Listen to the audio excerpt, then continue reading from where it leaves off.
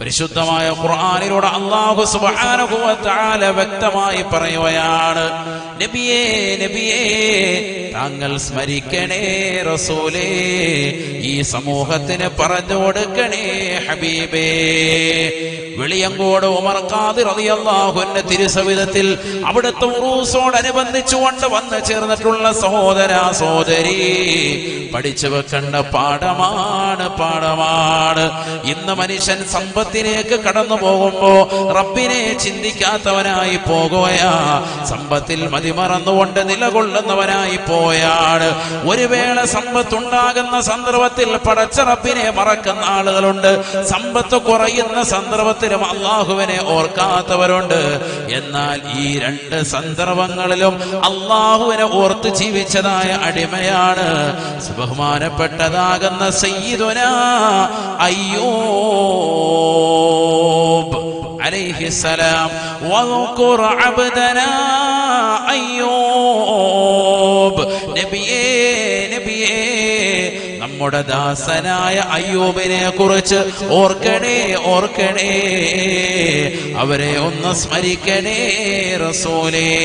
ഇന്നാ വജദ്നാഹു സാബിറാ, തന്റെ കയ്യിലുള്ള സമ്പത്ത് മുഴുവനും നഷ്ടപ്പെട്ടു പോയപ്പോഴും, തനിക്ക് അല്ലാഹു നൽകിയിരിക്കുന്ന അധികാരങ്ങൾ നഷ്ടപ്പെട്ടു പോയപ്പോഴും, ആളുകൾ തന്നെ ആക്ഷേപങ്ങൾ ചൊരിഞ്ഞുകൊണ്ട് മാറി ചിന്തിക്കുമ്പോഴും, ജനങ്ങളെല്ലാവരും വെറുക്കുന്ന രോഗങ്ങൾ നൽകിക്കൊണ്ട് പടച്ച റബ്ബ് പരീക്ഷിച്ചപ്പോഴും, ഇന്നാ വജദ്നാഹു സാബിറാ, നാം അദ്ദേഹത്തെ എത്തിച്ചത് ക്ഷമാശീലനായിട്ടെന്ന് പരിശുദ്ധമായ ഖുർആൻ. നിഅമൽ അബ്ദു, പഠിക്കണേ ഖുർആൻ വ്യക്തമായി പഠിപ്പിക്കുകയാണ്. നിഅമൽ അബ്ദു, എത്ര നല്ല ദാസനാണ് അയ്യൂബ്. ഇന്നഹു അവ്വാബ്, വിഷമങ്ങളും പ്രയാസങ്ങളും ഉണ്ടായപ്പോഴും പടച്ച റബ്ബിലേക്ക് തൗബ ചെയ്തുകൊണ്ട് മടങ്ങിയവനാണ്. അല്ലാഹുവേ പടച്ച റബ്ബേ, എനിക്ക് എല്ലാവിധമാകുന്ന ആഫിയത്തും നൽകണേ അല്ലാ. പടച്ച റബ്ബേ, നിന്നിലേക്ക് ഞാനിതാ തൗബ ചെയ്തു മടങ്ങുന്നു അല്ലാ.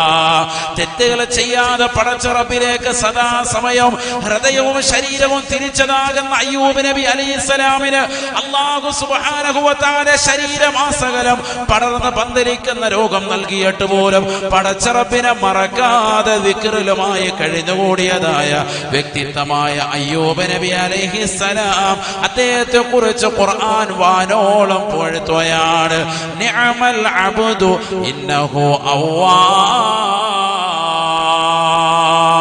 ബഹുമാനപ്പെട്ട അയ്യൂബ് നബി അലൈഹിസ്സലാം അല്ലാഹുവിനോടൊരു പരിഭവം പറയുന്നില്ല. അല്ലാഹുവേ, എനിക്ക് ഈ രോഗം നൽകിയല്ലോ റബ്ബേ, എന്നെ നീ പരീക്ഷിച്ചല്ലോ അല്ലാ. ഞാൻ നമസ്കരിച്ചവനാണ്, ഞാൻ നോമ്പ് പിടിച്ചവനാണ്, ഞാൻ സക്കാത്ത് കൊടുത്തവനാണ്, ഞാൻ പാപങ്ങളുടെ കണ്ണീരപ്പിയവനാണ്, ഞാൻ നിരാലംബർക്ക് അവലംബമായവനാണ്, ഞാൻ നിരാശ്രയർക്ക് ആശ്രയത്വം കൊടുത്തവനാണ്, ഞാൻ ഖുർആൻ ഖത്മ് തീർത്തവനാണ്, ഞാൻ ദിക്ർ ചൊല്ലിയവനാണ്, ഞാൻ അതോദിയവനാണ്, ഇതോദിയവനാണ്, ഞാൻ ഇന്ന മജ്ലിസിൽ പങ്കെടുക്കുന്നവനാണ്. എന്നിട്ടും അല്ലാഹു എനിക്ക് ഈ പരീക്ഷണങ്ങൾ നൽകിയല്ലോ. എത്രയെത്ര ആളുകളാണ് നമുക്കിടയിൽ ഈ രീതിയിലുള്ള കമന്റുകൾ പറയുന്നത്. സഹോദരാ, ഈ രീതിയിൽ വിലപിക്കുന്ന ഉമ്മമാരില്ലേ, സഹോദരിമാരില്ലേ? ഉസ്താദേ, ഞാൻ ഖുർആൻ ഖത്മ് തീർത്തവളാണ്, ഞാൻ റൂഹ് ബയാൻ മജ്ലിസിൽ നിലകൊള്ളുന്നവളാണ്, ഞാൻ ഖത്മുകൾ തീർത്തവളാണ്, ഞാൻ തഹജ്ജുദ് നമസ്കരിക്കുന്നവളാണ്, ഞാൻ ഇന്ന ദിക്റുകൾ കൃത്യമായി മുടങ്ങാതെ പാരായണം ചെയ്യലുണ്ട്. എന്നിട്ടും എനിക്ക് ഇത്തരത്തിലുള്ള വിപത്തുകൾ അല്ലാഹു നൽകിയല്ലോ എന്ന് പറയുന്ന പെങ്ങളെ, പഠിക്കേണ്ട ചരിത്രമാണ് അയ്യൂബ് നബി അലൈഹിസ്സലാം. എല്ലാ പ്രതിസന്ധികളുടെ ഘട്ടങ്ങളിലും ഒരേ ഒരു വാക്യം മാത്രമാണ്, ഹസ്ബുനല്ലാഹു വനിഅമൽ വകീൽ, നിഅമൽ മൗലാ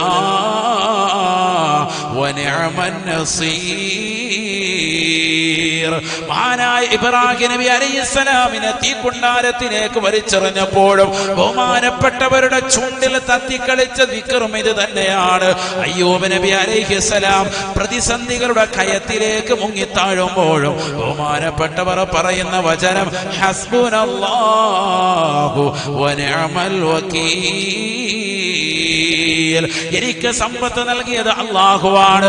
ആ സമ്പത്ത് തിരിച്ചെടുക്കാൻ കഴിവുള്ളവനും അവൻ തന്നെയാണ്. അവൻ ഈ ലോകത്തിന്റെ സൃഷ്ടികർത്താവാണ്.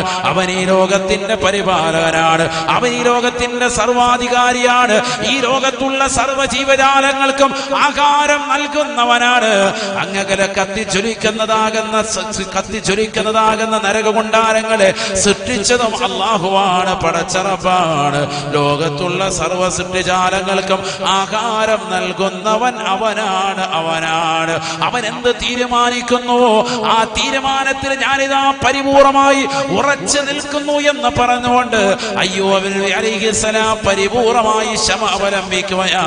അയ്യൂബ് നബി അലൈഹിസ്സലാം അല്ലാഹുവിനോട് അവലാതി പറയുന്നില്ല, വേവലാതിപ്പെടുന്നില്ല. എന്റെ രോഗം ഒന്ന് ശിഫയാക്കി താ അല്ലാഹ് പറയുന്നതേ ഇല്ല. കാരണം എനിക്ക് രോഗം നൽകിയത് ആരാൻ? അല്ലാഹയാണ്. അതുകൊണ്ട് റബ്ബിനോട് ഞാനിത് പറയേണ്ട ആവശ്യമില്ല, അല്ലാഹ്ക്കറിയാതെ. പടച്ച റബ്ബിനറിയാവല്ലോ. പിന്നെന്താ അദ്ദേഹം പറഞ്ഞത്? ദാ കേട്ടോ, ഖുർആൻ പറയാണ്, വഅയ്യൂബ ഇദ നാദാ റബ്ബഹു അന്നീ മസ്സനിയദ്ദുർറു വഅൻത അർഹമുർ റഹീമീൻ. وأيوب إذ نادى ربه أني مسني الضر وأنت أرحم الراحمين فاستجبنا له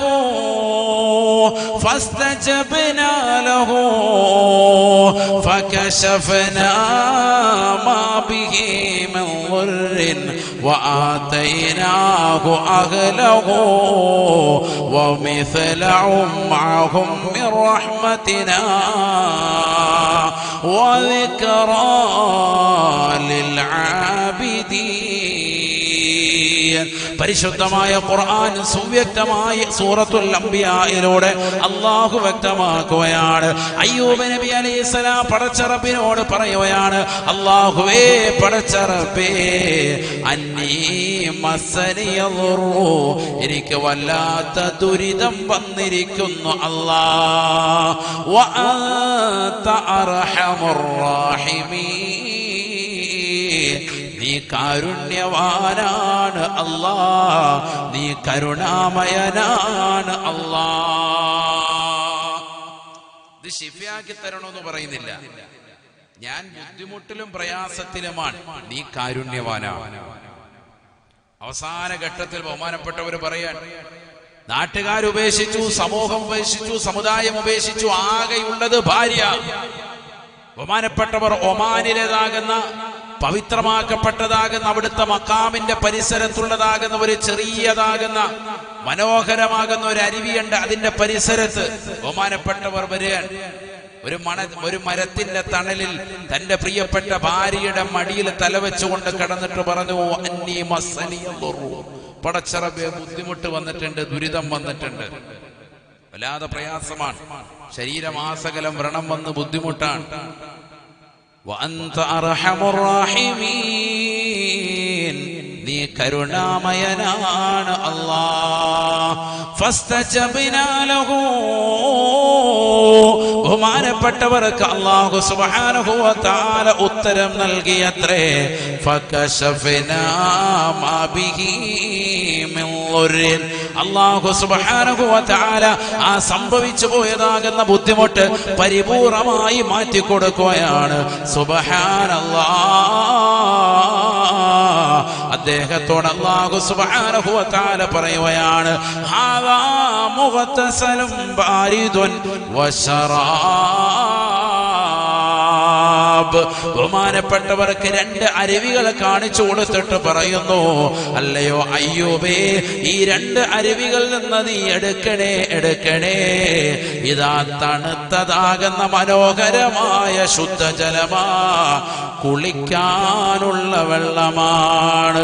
വശറാബ്, ലിശ്റാബ്, മറ്റൊന്ന് കുടിക്കാനുള്ള വെള്ളമാണ്.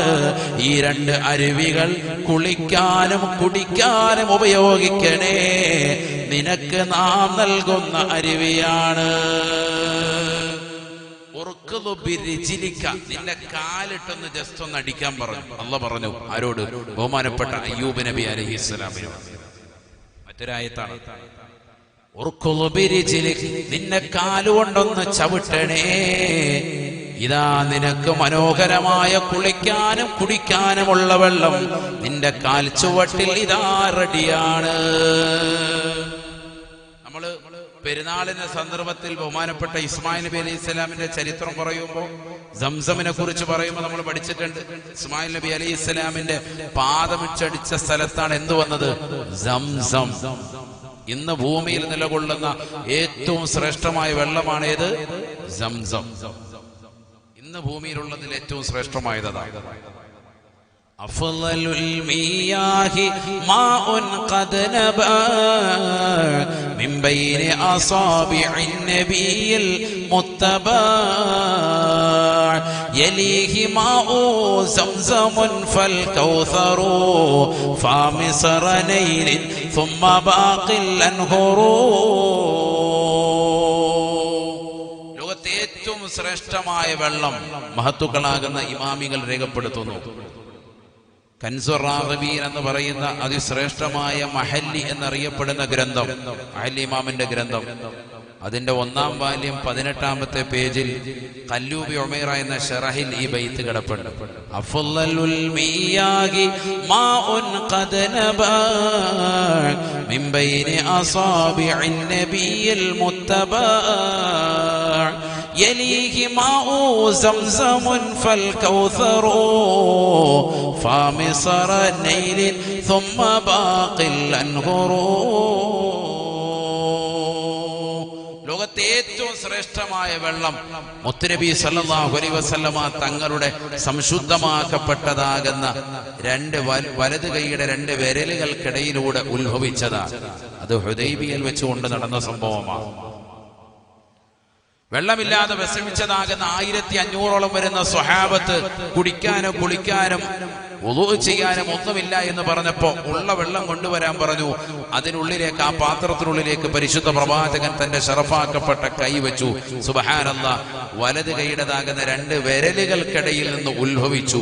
അത് അന്നുള്ള 1500ഓളം വരുന്ന സ്വഹാബത്ത് കുടിച്ചു, ആവശ്യത്തിന് ഉപയോഗിച്ചു, അംഗസ്നാനം ചെയ്തു, അന്ന് നിലച്ചു. കയ്യിലെടുത്തപ്പോ വെള്ളം നിലച്ചു, ഉറവ് പൊട്ടി ഒഴുകി. എവിടെന്ന്? കൈയുടെ വിരലിന്റെ ഇടയിൽ. ആരുടെ? അഷ്റഫുൽ ഖൽഖ് മുഹമ്മദ് മുസ്തഫ. ലോകത്തെ ഏറ്റവും ശ്രേഷ്ഠമായ വെള്ളം മുത്തുനബിയുടെ കയ്യിൽ നിന്ന് പുറപ്പെട്ട അന്നത്തെ വെള്ളമാണ്. രണ്ടാമത്തേത് ഏതാണ്? യലീഹി മാഉ സംസം, പരിശുദ്ധമായ സംസമാണ് രണ്ടാമത്തെ വെള്ളം. അതാണ് ഫൽ കൗസറു. പിന്നീട് ശ്രേഷ്ഠതയുടെ വിഷയത്തിൽ 3-ാം സ്ഥാനം ഹൗദുൽ കൗസറിനാണ്. അതിന് തെറ്റി പോയോ? ഹൗദുൽ കൗസർ 3-ാം സ്ഥാനമുള്ളൂ, അങ്ങനെ കരുതണ്ട. ശ്രേഷ്ഠതയുടെ വിഷയത്തിൽ 3-ാം സ്ഥാനം. അതെന്താ കാരണം? 1-ാം സ്ഥാനം മുത്തുനബിയുടെ ശരീരത്തിൽ നിന്ന് ഉറപ്പെട്ടത്. നബി തങ്ങളുടെ ശരീരം സുന്നികളാകുന്ന നമ്മളെ സംബന്ധിച്ചിടത്തോളം ഏറ്റവും വിലപ്പെട്ടതാണ്. ആ പ്രവാചകന്റെ ശരീരത്തിൽ നിന്ന് പുറപ്പെടുന്ന എന്ത് വസ്തുവും അതിന് ബറക്കത്തുണ്ടാവും. അങ്ങനെ വിശ്വസിക്കുന്നവരാണ് നമ്മൾ. അതുകൊണ്ട് ശരീരത്തിൽ നിന്ന് പുറപ്പെട്ടതിന് 1-ാം സ്ഥാനം. ഹൗദുൽ കൗസർ 3-ാം സ്ഥാനം. എന്തുകൊണ്ട്? പ്രവാചകർക്ക് നൽകുന്ന വസ്തുവാണത് ഹൗദുൽ കൗസർ. നബിയുടെ ശരീരവുമായി ബന്ധപ്പെട്ട് കിടക്കുന്നതല്ല. പറഞ്ഞ മനസ്സിലായോ നിങ്ങൾക്ക്? ഹൗദുൽ കൗസർ നാളെ സ്വർഗത്തിൽ കിട്ടുന്ന ഒരു പാനീയമാണ്. അത് ആർക്ക് കൊടുക്കുന്നതാണ്? മുത്തുനബിക്കായിട്ട് നൽകുന്നതാണ്. അത് 3-ാം സ്ഥാനമാകാൻ കാരണം എന്തുകൊണ്ട്? നബിയുടെ ശരീരത്തിൽ നിന്ന് പുറപ്പെട്ടതല്ല അത് നബിക്ക് അങ്ങോട്ട് നൽകുന്നതായ സമ്മാനമാണത്. ഇന്ന അഅതൈനാകൽ കൗസർ. നബിയെ തങ്ങൾക്കിതാ നാം ഹൗദുൽ കൗസർ നൽകിയിരിക്കുന്നു. ഒരർത്ഥം. അല്ലാഹു തൗഫീഖ് നൽകട്ടെ. അതുകൊണ്ടത് 3-ാം സ്ഥാനമായി. 2-ാം സ്ഥാനം ഏതിന്? സംസമിന്. അതെന്താ? ബഹുമാനപ്പെട്ടതാകുന്ന ഇസ്മായിൽ നബി അലൈഹിസ്സലാം എന്ന് പറയുന്ന പ്രവാചകന്റെ വല്ലുപ്പ തന്നെയാണ്, മുത്തുനബിയുടെ വല്ലുപ്പ തന്നെയാണ്. ഇസ്മായിൽ നബി അലൈഹിസ്സലാമിന്റെ പരമ്പരയിലൂടെയാണ് ആര് വന്നിട്ടുള്ളത്? മുഹമ്മദ് റസൂലുള്ളാഹി സ്വല്ലല്ലാഹു അലൈഹി വസല്ലം തങ്ങൾ ഉദയം ചെയ്തത്. അതുകൊണ്ട് തന്നെ അവിടുത്തെ പാദസ്പർശം കൊണ്ട് അനുഗ്രഹിക്കപ്പെട്ട വെള്ളമാണ് 2ാം സ്ഥാനം.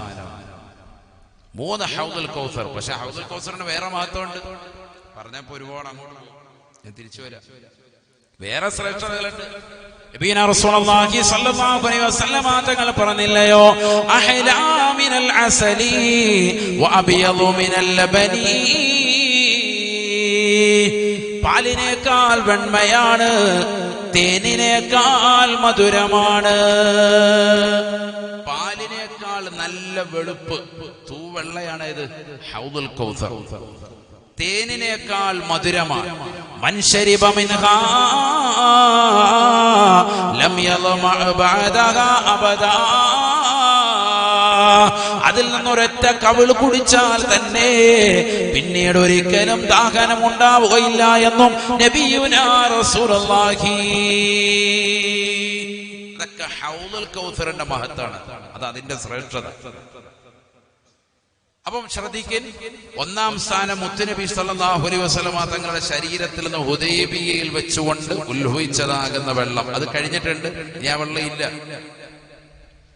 2ാം സ്ഥാനം ബഹുമാനപ്പെട്ടതാകുന്ന ഇസ്മായിൽ നബി അലൈഹിസ്സലാമിന്റെ പാദസ്പർശം കൊണ്ട് അനുഗ്രഹീതമാക്കപ്പെട്ടതായ പവിത്രമാക്കപ്പെട്ട സംസം. 3 ഹൗദുൽ കൗസർ, 4 നൈൽ നദിയിലെ വെള്ളം. കാരണം നൈൽ നദിയിലെ വെള്ളം, നൈലിന്റെ ഉത്ഭവം ഇപ്പോഴും ശാസ്ത്രം കണ്ടെത്തിയിട്ടില്ല. വിശാലമായി കിടക്കുന്നതാകുന്ന, പ്രവിശാലമായി കിടക്കുന്ന നൈൽ, നമ്മുടെ കേരളത്തിൽ തന്നെ എത്രയോ നദികളുണ്ട്. അതിന്റെയൊക്കെ ഉത്ഭവങ്ങൾ കണ്ടെത്തിയിട്ടുണ്ട്. എവിടെ നിന്നാണ് അത് ഉത്ഭവിക്കുന്നത്, അതിന്റെ തുടക്കം. പക്ഷെ നൈൽ നദിയുടെ ഉത്ഭവം ഒരു ഹദീസിൽ കാണാം, തഹത്തുൽ അർശ്, അർശിന്റെ താഴ്ഭാഗത്ത് നിന്നാണ് അത്ര. സുബ്ഹാനല്ലാഹ്. ഇന്നും ശാസ്ത്രം കണ്ടെത്താത്തതാകുന്ന ഒരു നദി, അതിന്റെ ഉത്ഭവം ഉണ്ടെങ്കിൽ ഏതാണത്? നൈൽ നദിയാണ്. അതുകൊണ്ട് തന്നെ 4ാം സ്ഥാനം നൈൽ നദി. മൂസാ നബി അലൈഹിസ്സലാം അടക്കമുള്ളതാകുന്ന മഹത്തുക്കളുടെ ശരീരം സ്പർശിച്ചിട്ടുണ്ട്. ഒരുപാട് മഹത്തുക്കളുടേതാകുന്ന ശരീരം അതിൽ സ്പർശിച്ചിട്ടുണ്ട്. നൈൽ നദി 4ാം സ്ഥാനമാണ് അതിനുള്ളത്. പിന്നെ ലോകത്തുള്ള എല്ലാ വെള്ളവും ഒരേ സ്ഥാനമാണ്. ഇടയ്ക്ക് ഞാനൊന്ന് പറഞ്ഞു എന്ന് മാത്രം, ഒന്ന് മനസ്സിലാക്കിയിരിക്കാൻ വേണ്ടി. എന്തിനാണത് പറഞ്ഞത്? ഇന്ന് നമ്മുടെ കൈവശമുള്ള വെള്ളങ്ങൾ വെച്ച് ഏറ്റവും ശ്രേഷ്ഠമായ വെള്ളമാണ് സംസം. അത് മനസ്സിലാക്കുക. പലരും ഹജ്ജ് ഉംറയൊക്കെ കഴിഞ്ഞിട്ട് തിരിച്ചു വരും, ഈ വെള്ളം കൊണ്ടുവന്ന് അങ്ങനെ തന്നെ വെക്കും. 5 ലിറ്റർ കിട്ടിയത് സൂക്ഷിച്ച് നിധി പോലെ വെക്കാൻ. അല്പം വെക്കണം, എപ്പോഴും വേണ്ടതാണ്. പക്ഷെ എന്നാലും സ്വന്തം വാപ്പ ഉമ്മ ജീവിതത്തിൽ ഒരിക്കലും മക്കയും മദീനയും ഒന്നും കാണാൻ പോലും പറ്റാത്തവർക്ക് ഒരു ഗ്ലാസ് തികച്ചു പോലും കൊടുക്കൂല. പിടിച്ചു വെച്ചാണ് കൊടുക്കുക. ഒരു ഗ്ലാസ് അവർക്കൊന്ന് വയറരിച്ച് കൊടുക്കണ്ടേ? അള്ളാഹു തൗഫീഖ് നൽകട്ടെ. മക്കയിലും മദീനയിലും ഒക്കെ പോകുമ്പോൾ, മക്കത്തൊക്കെ ചെല്ലുമ്പോൾ ധാരാളം കിട്ടും. ഉംറയ്ക്ക് പോകുമ്പോഴും ഹജ്ജിന് പോകുമ്പോഴും അള്ളാഹു നമുക്കൊക്കെ അതിന് തൗഫീഖ് നൽകട്ടെ. ആമീൻ പറയ്. അള്ളാഹു നമുക്ക് എല്ലാവർക്കും ഹജ്ജിനും ഉംറയ്ക്കും തൗഫീഖ് നൽകട്ടെ. വയറ് നിറച്ചു കുടിക്കണമെന്നാണ് സംസം വെള്ളം. വയറ് നിറച്ചു കുടിക്കുന്നവൻ മുഅ്മിൻ, വയറ് നിറയ്ക്കാത്തവൻ മുനാഫിഖ്. സയ്യിദുനാ റസൂലുള്ളാഹി കപട വിശ്വാസിയാണ്. വയറ് നിറയ്ക്കണം. നിന്റെ ഖൽബും നിന്റെ ഹൃദയവും നിന്റെ ശരീരത്തിന്റെ മജ്ജയും മാംസവും ഒക്കെ സംസം വെള്ളത്താൽ നിറയട്ടെ. ഏറ്റവും പോഷകാഹാരമുള്ളതാകുന്ന വെള്ളമാണ്. അബൂദർ ഗിഫാരി റളിയല്ലാഹു അൻഹു 1 മാസക്കാലം മുഴുവനും അത് കുടിച്ചു. സമിൻതു, അദ്ദേഹം പറയുന്നത് കാണാം, അത് കുടിച്ചു കുടിച്ചു കുടിച്ച് ഞാൻ തടി വെച്ചു, നല്ല പുഷ്ടി പ്രാപിച്ചു എന്ന് പറഞ്ഞാൽ ഭക്ഷണത്തോട് തന്നെ വല്ലാതെ കിടപിടിക്കും. എല്ലാ പോഷകങ്ങളും ചേർന്നിട്ടുള്ളതാകുന്ന വളരെ വലിയ പ്രോട്ടീൻ ഉള്ളതാകുന്ന വെള്ളമാണ് സംസം. അല്ലാഹു ആവോളം നുകരാൻ തൗഫീഖ് നൽകട്ടെ. ആർക്കും കൊടുക്കാതെ പിടിച്ചു വെച്ച് അവസാനം വാപ്പ മരിക്കാറായി കിടക്കുമ്പോ ഒരു പഞ്ഞിക്കകത്ത് മുക്കിയിട്ട് ചുണ്ടിങ്ങനെ നനച്ചു കൊടുക്കാൻ വേണ്ടി വരാൻ. സാധാ എന്റെ വാപ്പ ഇതുവരെ വെള്ളം പോലും കുടിക്കുന്നില്ല. വാപ്പ രോഗശീലം കിടക്കുന്നതിന് മുമ്പ് ഒരു ഗ്ലാസ് കൊടുത്തിരുന്നെങ്കിൽ, നീയത്ത് വെച്ച് കുടിച്ചിരുന്നെങ്കിൽ അദ്ദേഹം ഈ കടപ്പ് കിടക്കൂല, ആരോഗ്യത്തോട് എഴുന്നേറ്റിരുന്നേനെ. കാരണം സംസം വെള്ളം ലിമാ ശുരിബ ലഹു, എന്ത് നീയത്ത് വെച്ച് കുടിച്ചോ ആ കാര്യം ഹാസിനാകുമെന്നും സയ്യിദുനാ റസൂലുള്ളാഹി സ്വല്ലല്ലാഹി അലൈഹി വസല്ലം. സംസം വെള്ളമൊക്കെ കിട്ടുമ്പോൾ ഒറ്റ കമത്തിൽ കുടിക്കണ്ട, ഇരുന്ന് തലയിൽ നല്ലതുപോലെ തൊപ്പിയൊക്കെ ഇട്ട് തല മറച്ച് നിയ്യത്ത് വെച്ച് കിബിലയ്ക്ക് അഭിമുഖമായിരുന്ന് 3 ഇറുക്കായിട്ട് ബിസ്മി ചൊല്ലി തന്നെ നല്ല നിയ്യത്ത് വെച്ച് കുടിക്കൻ. നിയ്യത്ത് വെച്ച് കുടിക്കണം. ഏറ്റവും വലിയ മർമ്മപ്രധാനമായ കാര്യമാണത്. ഒരു വെള്ളം കുടിക്കുന്നതിൽ എന്തിനാ ഇപ്പൊ നിയ്യത്ത്? മാഉ സംസം ലിമാ ശുരിബല, എന്ത് നിയ്യത്ത് വെച്ച് കുടിച്ചോ അത് ഹാസിലാകുമെന്ന് മുഹമ്മദ് റസൂലുള്ളാഹി സ്വല്ലല്ലാഹു അലൈഹി വസല്ലം. ഞാനിതിപ്പോ ഇടയ്ക്ക് പറഞ്ഞത് നമുക്കിടയിൽ അത് കിട്ടൽ ഈ സമയത്തുണ്ട്, അതുകൊണ്ട് അതൊന്ന് ശ്രദ്ധിച്ചോ. അള്ളാഹു തൗഫീഖ് നൽകട്ടെ, അള്ളാഹു തൗഫീഖ് നൽകട്ടെ. ആ സംസം വെള്ളം അത് ഉറവ് പൊട്ടി ഒഴുകിയത് ബഹുമാനപ്പെട്ട ഇസ്മായിൽ നബി അലൈഹിസ്സലാമിന്റെ പാദസ്പർശം കൊണ്ടാണ്. 2ാം സ്ഥാനം ഇന്ന് നിലകൊള്ളുന്നതാകുന്ന വെള്ളങ്ങളിൽ 1ാം സ്ഥാനവും കരഗതമാക്കാൻ കാരണമായത് അതാണ്. നോക്കൂ, നിങ്ങൾ അയ്യൂബ് നബി അലൈഹിസ്സലാമിനോട് പറഞ്ഞു കാലിട്ടൊന്ന് അടിക്കാൻ. നിങ്ങൾ ഒമാനിൽ പോയിട്ടുണ്ടെങ്കിൽ ആ സ്ഥലം നിങ്ങൾക്ക് കാണാൻ സാധിക്കും. അൽഹംദുലില്ലാഹ്, അള്ളാഹുവിന്റെ തൗഫീഖ് കൊണ്ട് പല പ്രാവശ്യവും ഈ വിനീതിന് സാധ്യമായിട്ടുണ്ട്. അള്ളാഹു നമുക്കൊക്കെ അത് പോകാനും ആ മഹത്തുക്കളെയൊക്കെ ഒന്ന് സിയാറത്ത് ചെയ്യാനും അള്ളാഹു തൗഫീഖ് നൽകട്ടെ. അവിടുത്തെ മഖാമി എന്ന് പറയപ്പെടുന്ന പവിത്രമായ ആ ഖബർസ്ഥാനിന്റെ താഴ്ഭാഗത്തായി മനോഹരമാകുന്ന ഒരു അരുവി കാണാം. നിങ്ങളൊന്ന് മനസ്സിലാക്കണം, ഖുർആൻ പറഞ്ഞതുപോലെ തന്നെ ഇന്നും നിലകൊള്ളുന്നു. ഹാദാ മുഗ്തസലും ബാരിദുൻ, ഇതാ തണുത്തതാകുന്ന കുളിക്കാനുള്ളതാകുന്ന ശുദ്ധജലം. നിങ്ങൾ അവിടെ പോയി കയ്യൊന്ന് ഇട്ട് നോക്ക്, ഐസ് വാട്ടറാണ്, നല്ല തണുപ്പാണ്. ഇപ്പോഴും ഏത് കാലാവസ്ഥയിൽ ചെന്നാലും. ആർക്കാണ് ഇവിടെ നിരീശ്വരവാദത്തിന് പോകാൻ ഇത്ര താല്പര്യം? ആർക്കാണ് ഇവിടെ യുക്തിവാദത്തിന് കൊടപിടിക്കാൻ ഇത്ര താല്പര്യം? വൈകിട്ടൊക്കെ ചെറുപ്പക്കാരായ ആളുകൾ വാട്സാപ്പ് ഗ്രൂപ്പുകൾ ക്രിയേറ്റ് ചെയ്തിട്ട് അങ്ങോട്ടും ഇങ്ങോട്ടും ഖുർആനിലേക്കൊന്ന് മടങ്ങി വരേൻ. ഖുർആൻ വെല്ലുവിളിക്കുന്നു, ഹാദാ മുഗ്തസലും ബാരിദുൻ വശറാബ്. അന്ന് പറഞ്ഞതാകുന്ന 1400 വർഷം മുമ്പ് ഇറങ്ങിയ ഖുർആൻ ഇന്നും കാലാവസ്ഥ വ്യതിയാനങ്ങൾ ഉണ്ടായിട്ട് പോലും ഏത് കാലഘട്ടത്തിലും അയ്യൂബ് നബി അലൈഹിസ്സലാമിന്റെ മഖാമിന്റെ താഴ്ഭാഗത്ത് സ്ഥിതി ചെയ്യുന്ന മഹാനുഭാവൻ കാലിട്ടടിച്ച സ്ഥലത്തുനിന്നുകൊണ്ട് പുറപ്പെട്ടതാകുന്ന 2 അരുവികൾ ഇന്നും നിങ്ങൾക്ക് കാണാൻ സാധിക്കും. തണുത്തതാകുന്ന മനോഹരമാകുന്ന വെള്ളം, ഒന്ന് കുളിക്കാൻ, മറ്റൊന്ന് കുടിക്കാനുള്ള വെള്ളം. ആളുകൾ അവിടെ വരുന്നുണ്ട്, കുളിക്കുന്നുണ്ട്. അരുവി എന്നൊക്കെ പറഞ്ഞാൽ അതുപോലത്തെ ശുദ്ധജലം. ഇപ്പോഴും നിങ്ങൾ അവിടെ ചെന്നാൽ നല്ല തെളിഞ്ഞ വെള്ളം. അള്ളാഹു നേരിട്ടെന്ന് കാണാനും അല്പമെങ്കിലും നുകരുവാനും തൗഫീഖ് നൽകി അനുഗ്രഹിക്കട്ടെ. അള്ളാഹു തൗഫീഖ് നൽകട്ടെ. ബഹുമാനപ്പെട്ടവർ അത് കുളിക്കുകയാണ്, അതിൽ നിന്നും കുടിക്കുകയും ചെയ്യുകയാണ്. അൽഹംദുലില്ലാഹ്. പരിശുദ്ധമായ ഖുർആൻ പറയുകയാണ്, വിപത്തുകളും പ്രതിസന്ധികളും കടന്നു വന്നപ്പോഴും പടച്ച റബ്ബിനെ മുറുകെ പിടിച്ചതായ അയ്യൂബ് നബി അലൈഹിസ്സലാം ഫസ്തജബ്നാ ലഹു ഫകശഫനാ ബാബിഹി മിൻ ളുർരിൻ വആതൈനാഹു വഅഹ്ലഹു വമിസ്ലഹും മഅഹും മിൻ റഹ്മതിനാ വദിക്റാ ലിൽ ആബിദീൻ. പ്രതിസന്ധികളും പ്രയാസങ്ങളും ഉണ്ടായപ്പോൾ പടച്ച റബ്ബിനെ മുറുകെ പിടിച്ചു അയ്യൂബ് നബി അലൈഹിസ്സലാം. നന്മയുടെ സമയത്തും ക്ഷേമമുള്ള സമയത്തും ക്ഷാമത്തിന്റെ സന്ദർഭത്തിലും അള്ളാഹുവിനെ മുറുകെ പിടിച്ചു അയ്യൂബ് നബി അലൈഹിസ്സലാം.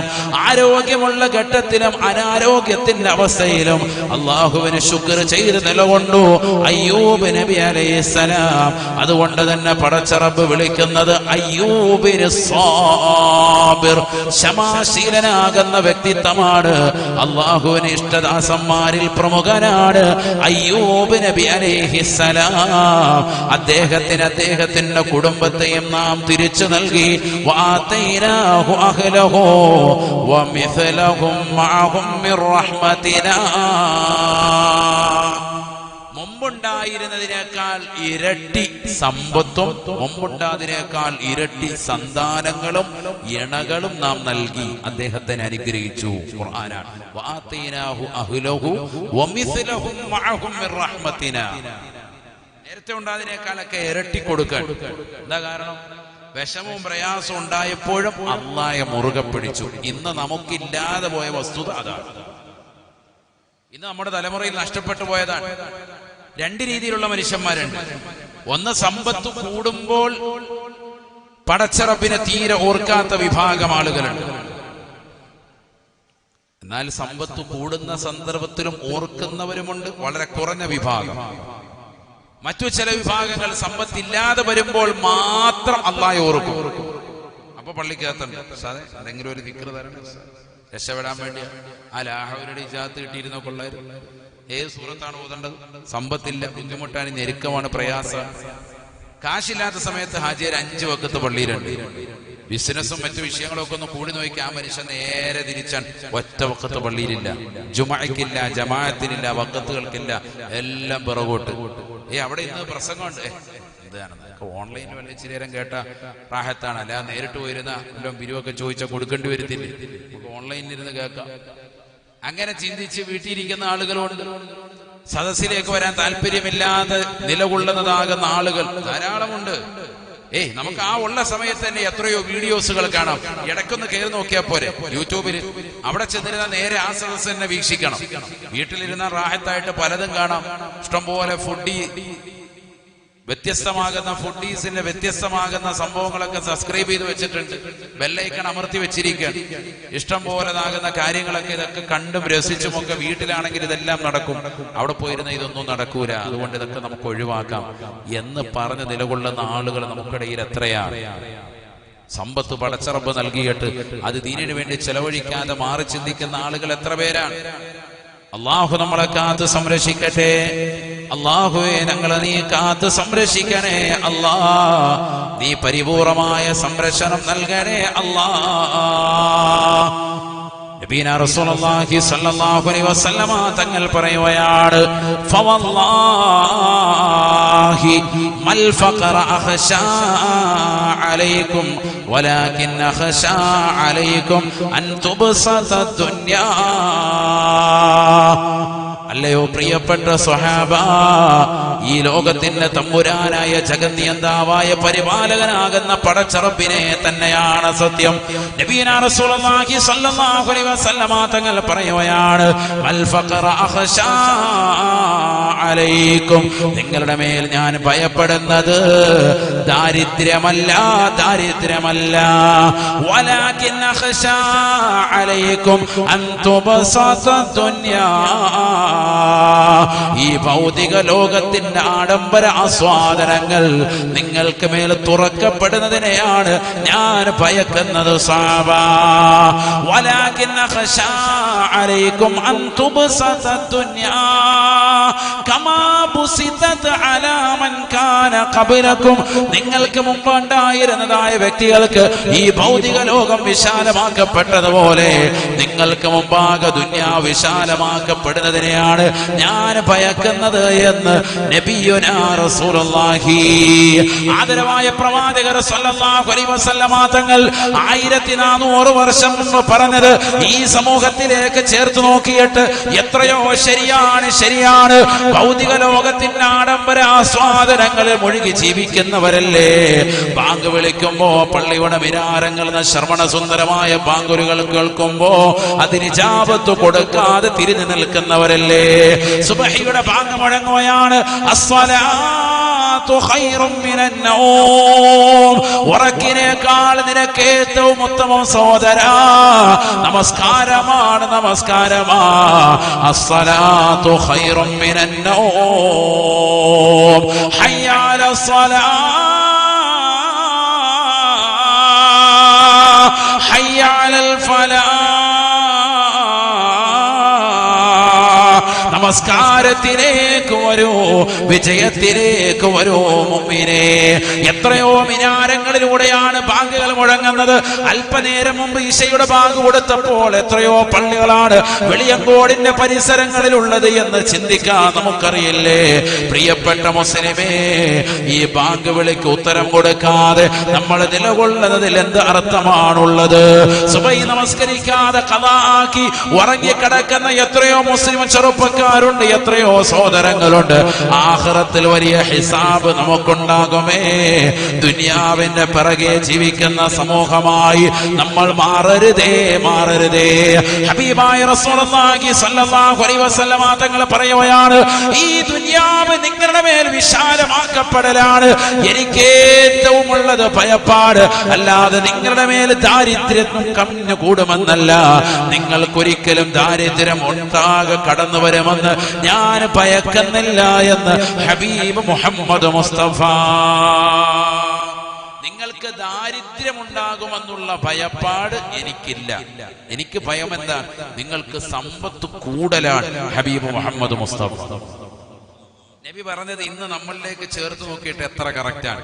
ഈ ഇരിക്കുന്ന ഓരോരുത്തരും അവനവന്റെ സ്വന്തം ജീവിതം തന്നെ എടുക്കിൽ. ഒരു 30 കൊല്ലം മുമ്പ് എന്തായിരുന്നു നമ്മുടെ സമ്പാദ്യം? ഇന്ന് എവിടെയാണ് അൽഹംദുലില്ലാഹ് നമ്മൾ എത്തി നിൽക്കുന്നത്?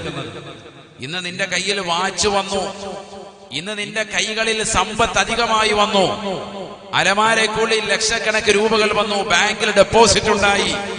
നിന്റെ മകളെ വിവാഹം കഴിച്ചയക്കാൻ ഒരാളുടെ മുന്നിലും നീ കൂസണ്ട, 10 പേരുടെ മുന്നിൽ പോയി യാചിക്കേണ്ട അവസ്ഥ നിനക്കില്ല.